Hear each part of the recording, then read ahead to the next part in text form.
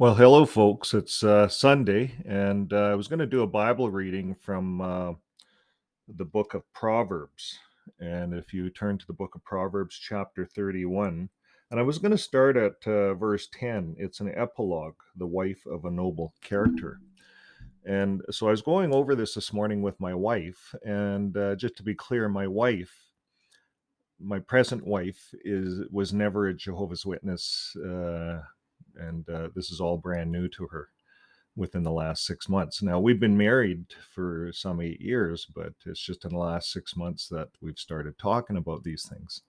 So I was going over this, and I have an older 1984 edition of the Bible, and it's a New World Translation. And most Jehovah's Witnesses were taught in that 1984 edition. That's when all the numbers really increased, and that edition wasn't changed until 2013. So, anyways, we're reading along here about a capable wife, as you can see here, who can find her value is far more than that of corals. I thought this is a beautiful passage. But it says here in verse 11, in her heart of her owner has put trust. So, this is my wife's thoughts. Me, she says, owner? No one owns me. And she gets up and leaves. And so I'm looking further down, and sure enough, in verse 23, her owner is someone known in the gates when he sits down with the older men. So quite evident for most of us Jehovah's Witnesses. We were taught that, and we'd read this, and our wives would read this, and we'd think this is just all normal. It isn't. And so I pulled out my big Bible. It's a study version. I got four versions in one. And I even went online, and Jehovah's Witnesses even online have other versions. And we're just going to break this apart here. Now, I went to all my versions: King James, Amplified, New American Standard, and New International. And when I go to both those versions, instead of saying owner, it says husband. It makes more sense, husband. Owner. No one owns a woman. No one owns anybody. Like, that's old stuff. The translation is husband in all these versions, King James Version too. So I go online to the Jehovah's Witness online, and sure enough, all their Bibles, like this is the Bible, the Living English Bible, and verse 11 says her husband.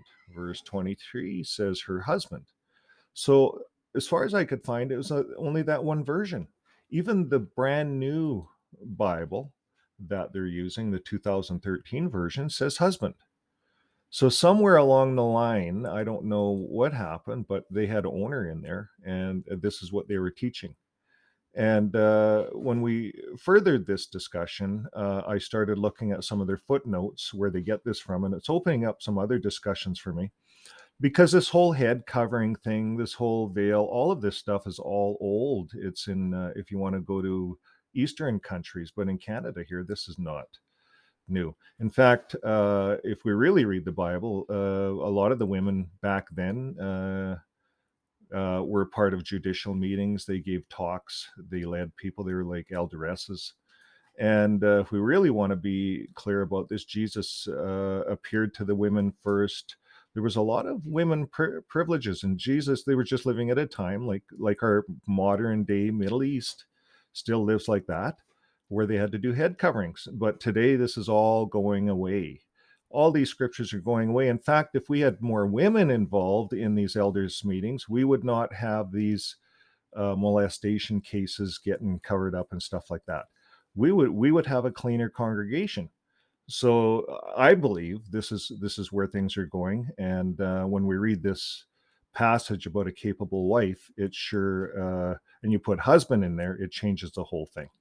So that's all I'm going to say for today, folks, and we'll open this up for further discussion, pending some of the questions that come up. So keep listening, and you women there, keep up the good work. Bye for now. And by the way, I believe this: behind every good man is a good woman. And all those good thumbnails that I have out there, it's because of my good wife. So thanks again, and keep listening. Bye for now.